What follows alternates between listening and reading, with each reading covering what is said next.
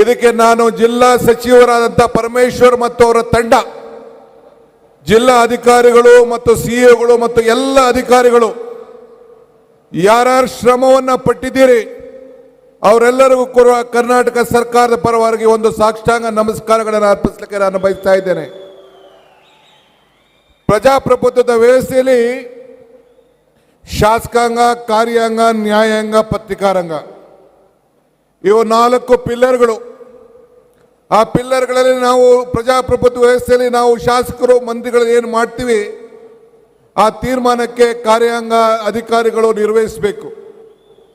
ಇವತ್ತು ನಿಮ್ಮ ಜಿಲ್ಲಾ ಅಧಿಕಾರಿಗಳ ನೇತೃತ್ವದಲ್ಲಿ ಇವತ್ತು ಕೆಳಗಡೆಯಿಂದ ಹಿಡಿದು ಗ್ರಾಮ ಪಂಚಾಯತಿ, ಗ್ರಾಮ ಸೇವಕರು, ಸಮಾಜ ಕಲ್ಯಾಣ ಮತ್ತು ಎಲ್ಲ ಕಾರ್ಪೊರೇಷನ್ ಇರ್ಬೋದು, ಎಲ್ಲ ರೆವಿನ್ಯೂ ಇಲಾಖೆ ಎಲ್ಲರೂ ಸೇರಿ ಎಷ್ಟು ಸಾವಿರಾರು ಜನ ಫಲಾನುಭವಿಗಳಿಗೆ ಸಹಾಯವನ್ನು ಮಾಡಿ ಹೃದಯ ಶ್ರೀಮಂತಿಕೆಯನ್ನು ತೋರಿಸಿರೋದು ನಿಜವಾಗ್ಲೂ ಸರ್ಕಾರಕ್ಕೆ ಬಹಳ ಸಂತೋಷವನ್ನು ಉಂಟು ಮಾಡಿದೆ. ಇದು ಎಲ್ಲ ಜಿಲ್ಲೆಯಲ್ಲೂ ಕೂಡ ಮುಖ್ಯಮಂತ್ರಿಗಳು ಆದೇಶ ಕೊಟ್ಟಿದ್ದಾರೆ. ಎಲ್ಲ ಜಿಲ್ಲೆಯಲ್ಲೂ ಕೂಡ ಈ ರೀತಿ ಜನ ಕಲ್ಯಾಣ ಕಾರ್ಯಕ್ರಮವನ್ನು ಕೂಡ ನಾವು ಮುಂದುವರಿಸಿಕೊಂಡು ಹೋಗಬೇಕು ಅಂತ ಹೇಳಿ ಕೂಡ ಆದೇಶವನ್ನು ಕೊಟ್ಟಿದ್ದಾರೆ.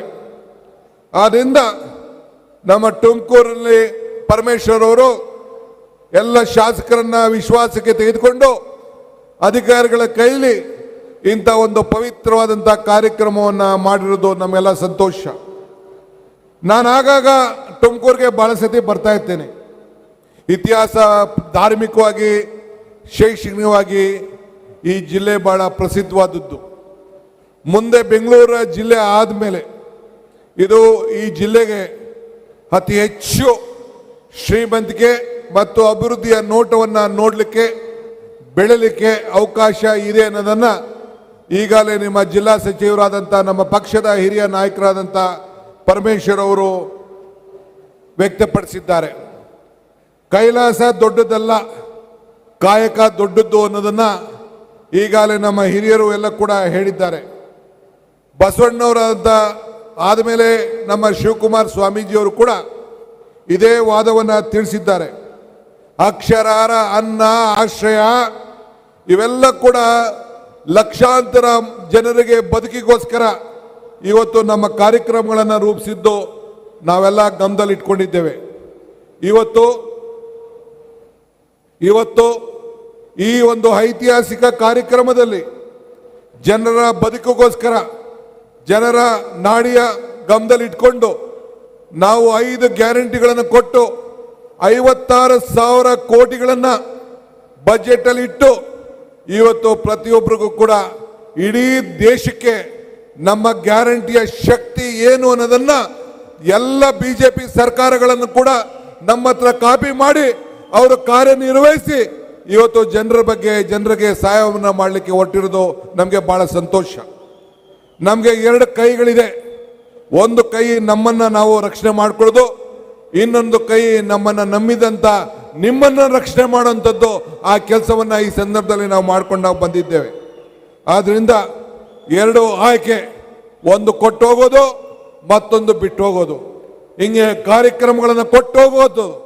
ಹಿಂದೆ ಯಾವಾಗಲೂ ಕೂಡ ಕಾಂಗ್ರೆಸ್ ಸರ್ಕಾರ ಈ ದೇಶದಲ್ಲಿ ಅಧಿಕಾರಕ್ಕೆ ಬಂದಾಗ, ಈ ರಾಜ್ಯದಲ್ಲಿ ಅಧಿಕಾರಕ್ಕೆ ಬಂದಾಗ, ನಾನು ಮುಖ್ಯಮಂತ್ರಿಗಳು ಪರಮೇಶ್ವರ್ ಅವರು ಅಲ್ಲಿ ಹೋಗಿ ಎಲ್ಲ ಫಲಾನುಭವಿಗಳನ್ನ ಭೇಟಿ ಮಾಡ್ತಾ ಇದ್ದೋ.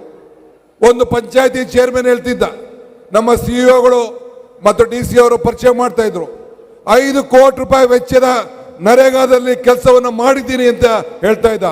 ಆ ಸಂದರ್ಭದಲ್ಲಿ ಆ ಎಲ್ಲ ಪಂಚಾಯತಿಯ ಸದಸ್ಯಗಳಿಗೆ ನನ್ನ ಸಾಷ್ಟಾಂಗ ನಮಸ್ಕಾರಗಳನ್ನು, ಅಭಿನಂದನೆಗಳನ್ನು ಅರ್ಪಿಸಲಿಕ್ಕೆ ನಾನು ಬಯಸ್ತಾ ಇದ್ದೇನೆ. ಇದೇ ಮಹಾತ್ಮ ಗಾಂಧೀಜಿ ಗ್ರಾಮೀಣ ಉದ್ಯೋಗ ಖಾತ್ರಿ ಯೋಜನೆ.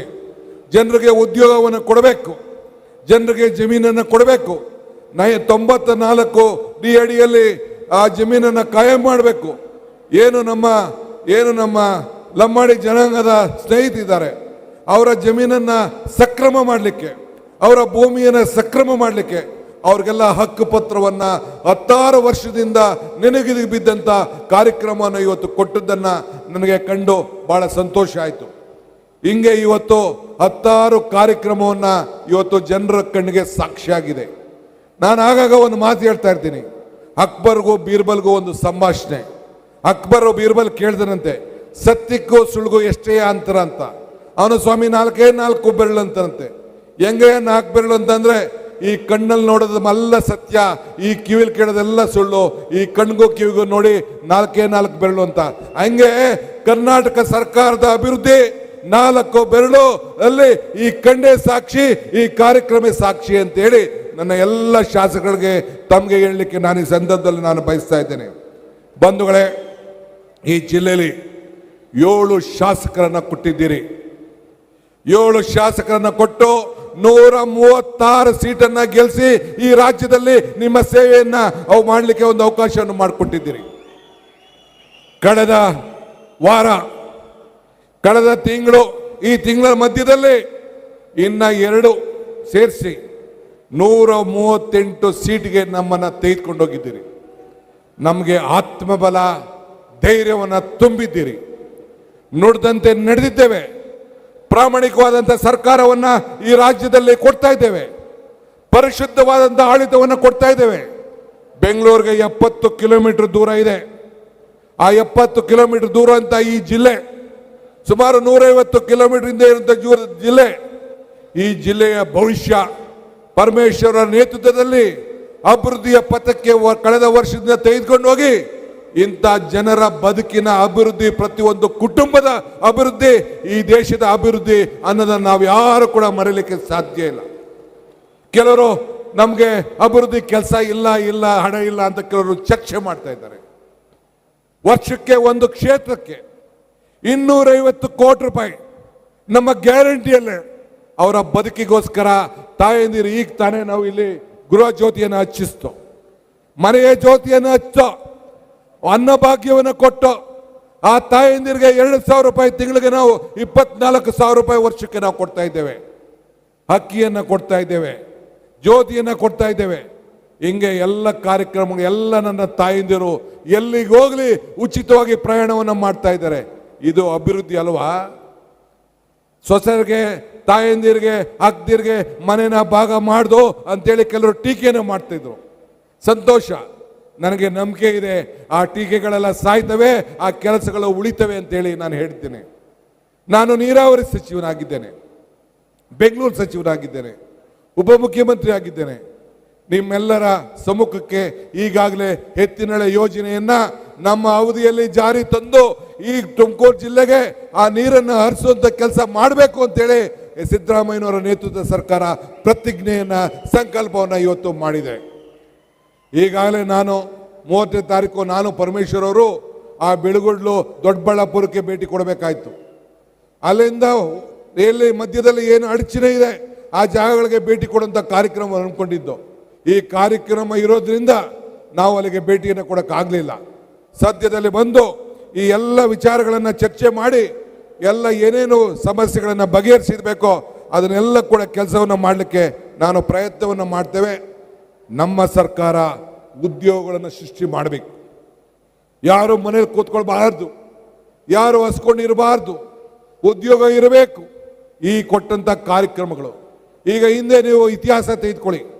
ಇಂದಿರಾ ಗಾಂಧಿಯವರ ಕಾಲದಿಂದ ಹಿಡಿದು ಇಲ್ಲಿವರೆಗೂ ಸಿದ್ದರಾಮಯ್ಯವರ ಕಾಲದವರೆಗೂ ಕೂಡ ಈ ರಾಜ್ಯದಲ್ಲಿ ಯಾವುದೇ ಕಾರ್ಯಕ್ರಮ, ಪೆನ್ಷನ್ ಇಂದ ಹಿಡಿದು, ಮನೆಯಿಂದ ಹಿಡಿದು, ಉಳುವನಿಗೆ ಭೂಮಿ ಕೊಡೋದ್ರಿಂದ ಹಿಡಿದು, ಯಾವುದೇ ಕಾಸು ಪುಟಾಣಿ ಮಕ್ಕಳಿಗೆ ಬಿಸಿ ಊಟ ಕೊಡೋದ್ರಿಂದ ಹಿಡಿದು, ಶ್ರೀಶಕ್ತಿ ಕಾರ್ಯಕ್ರಮವನ್ನು ಮಾಡೋದ್ರಿಂದ ಹಿಡಿದು, ಹೆಣ್ಣು ಕುಟುಂಬದ ಕಣ್ಣು ಅಂತೇಳಿ ಏನೇ ಕಾರ್ಯಕ್ರಮ ಇದ್ರೂ ಕೂಡ ನಾವೆಲ್ಲ ಕೂಡ ಕೊಟ್ಕೊಂಡು ಇವತ್ತು ಜನರ ಬದುಕನ್ನು ಕೊಟ್ಕೊಂಡು ಹೋಗಿ ನಾವು ಹೋಗ್ತಾ ಇದ್ದೇವೆ. ಇತಿಹಾಸ ನಮ್ಮ ಪಕ್ಷ, ಕಾಂಗ್ರೆಸ್ ಶಕ್ತಿ ಈ ದೇಶದ ಶಕ್ತಿ, ಕಾಂಗ್ರೆಸ್ ಇತಿಹಾಸ ಈ ದೇಶದ ಇತಿಹಾಸ. ಇವತ್ತು ನಾವು ನಮ್ಮ ಸಾಧನೆ ಬಗ್ಗೆ, ನಮ್ಮ ಸ್ವಾಭಿಮಾನದ ಬಗ್ಗೆ, ಬದುಕಿನ ಬಗ್ಗೆ ಇವತ್ತು ನಾವು ಈಗ 5ನೇ ತಾರೀಕು ಕೂಡ ನಮ್ಮ ಪಕ್ಷದ ಆಶ್ರಯದಲ್ಲಿ, ಅನೇಕ ಸಂಘಟನೆಗಳ ಒಕ್ಕೂಟದ ಆಶ್ರಯದಲ್ಲಿ ಸ್ವಾಭಿಮಾನಗಳ ಜೊತೆಯಲ್ಲಿ ಸೇರಿ 5ನೇ ತಾರೀಕು ಕೂಡ ಹಾಸನದಲ್ಲಿ ಕಾರ್ಯಕ್ರಮವನ್ನು ಇಟ್ಕೊಂಡಿದ್ದೇವೆ. ಬಾಬಾ ಸಾಹೇಬ್ ಅಂಬೇಡ್ಕರ್ ಅವರು ಮಾತು ಹೇಳ್ತಾರೆ, ಇತಿಹಾಸವನ್ನು ಮರ್ತವನು ಇತಿಹಾಸವನ್ನು ಸೃಷ್ಟಿ ಮಾಡಲಿಕ್ಕೆ ಸಾಧ್ಯ ಇಲ್ಲ ಅಂತೇಳಿ. ಹಂಗೆ ಒಬ್ಬ ವ್ಯಕ್ತಿ ಹಿಂದೆ ಎಷ್ಟು ಜನ ಇದ್ದಾರೆ ಅಂತ ಮುಖ್ಯ ಅಲ್ಲ, ಆ ನಾಯಕ ಎಷ್ಟು ಜನರ ಬದುಕನ್ನ ಬದಲಾವಣೆ ಮಾಡೋದು ಮುಖ್ಯ. ಇದೇ ಕಾಂಗ್ರೆಸ್ ಸರ್ಕಾರದ ಧೋರಣೆ ಅನ್ನೋದ ಮಾತನ್ನ ಈ ಸಂದರ್ಭದಲ್ಲಿ ಹೇಳಲಿಕ್ಕೆ ನಾನು ಬಯಸ್ತಾ ಇದ್ದೇನೆ. ಹಂಗೆ ಬಂಧುಗಳೇ, ಕೊಟ್ಟ ಮಾತನ್ನ ಉಳಿಸ್ಕೊಂಡಿದ್ದೇವೆ.